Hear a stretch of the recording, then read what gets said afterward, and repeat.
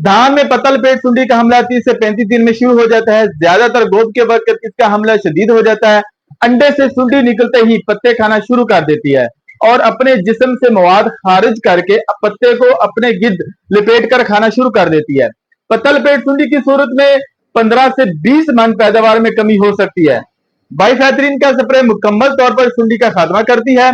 बाइफेथरिन का असर धान की फसल पर ज्यादा देर तक रहता है। बाइफेथरिन पत्तों के नीचे छुपी हुई सुंडी का भी खात्मा कर देती है। धान की फसल के ऊपर आग का होना बहुत जरूरी है। ये नहीं होना चाहिए कि फलां फसल के ऊपर कौन सी बीमारी का हमला हो चुका है।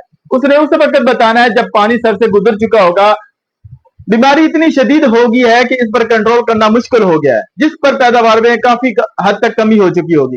लिहाजा किसान भाइयों, आपका अपनी फसल के ऊपर कम से कम हफ्ते में एक चक्कर जरूर लगाना चाहिए। इससे आपको अंदाजा हो जाएगा कि आपकी फसल पर कौन सी बीमारी का हमला हो चुका है या फसल को किस चीज की जरूरत है।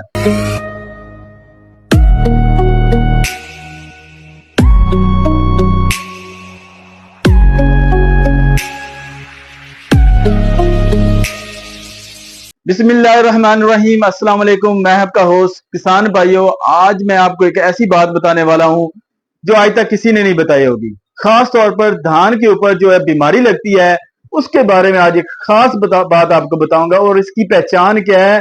कोई भी आज तक किसी ने नहीं बताया होगा कि कीड़े की पहचान क्या है। ये धान को नुकसान पहुंचाने वाला एक ऐसा कीड़ा है, इसके हमले की वजह से पैदावार में खातोखा कमी वाक़या होती है। परवाने का साइज इंसान की उंगली के नाखून के बराबर होता है। परवाने के पर सुनहरी जर्दी माइल भूरे रंग के और इन पर टेढ़ी मेढ़ी लाइनें होती हैं।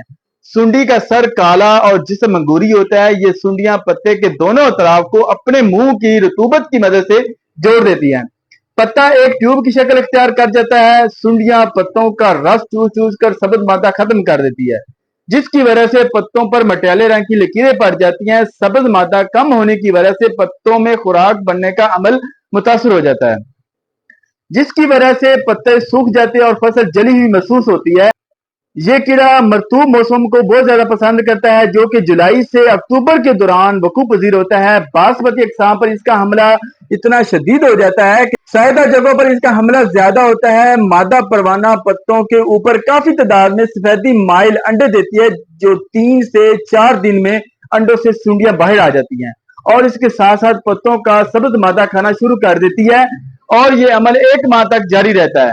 नाइट्रोजन का खाद सबसे ज्यादा इस्तेमाल होता है, जिसकी वजह से ये बीमारी पैदा होती है। इसलिए किसान भाइयों, आपसे गुजारिश करूंगा, आपसे रिक्वेस्ट करूंगा कि नाइट्रोजन खाद का इस्तेमाल फसल को इस कीड़े के लिए पुरकशिश बना देता है। इसलिए किसान भाई, नाइट्रोजन का इस्तेमाल इतना ज्यादा ना करें कि यह बीमारी पैदा हो जाए। कीड़े की तादाद में इजाफा को बर वक्त पनीरी की मुंतकली से रोका जा सकता है। 1 जुलाई से 20 जुलाई तक पनीरी की मुंतकली का मुनासिब वक्त है। पनीरी की मुंतकली 25 दिन तक पानी की सतह 3 इंच से कम ना होने दें, ताकि जड़ी बूटियां पैदा होने से रोक सकें। नाइट्रोजन खाद 30 एकड़ 2.5 बोरी यूरिया से ज्यादा इस्तेमाल ना करें। शुरू में चंद पौधे कीड़े से मुतासरा हो तो मुतासरा पौधों को तलब करके बाहर निकाल दें। कीड़े का हमला नजर आने पर खेत में रस्सी को 2 अफराद दोनों तरफ से पकड़कर फसल के ऊपर फेरें, ताकि पत्तों पर मौजूद सुंडियां नीचे गिर जाएंगी। साइफरमेथ्रिन या बाइफेथरिन का स्प्रे 250 मिलीलीटर 120 लीटर पानी में डालकर फी एकड़ इस्तेमाल करें। कम से कम 4 से 5 टैंकियां।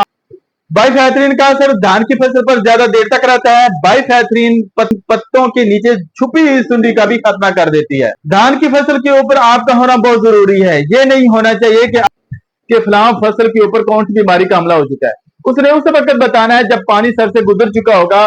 किसान भाइयों, ये तो था काम की बात थी, इसलिए मैंने आपको शेयर किया है। बहुत शुक्रिया। अल्लाह हाफिज़।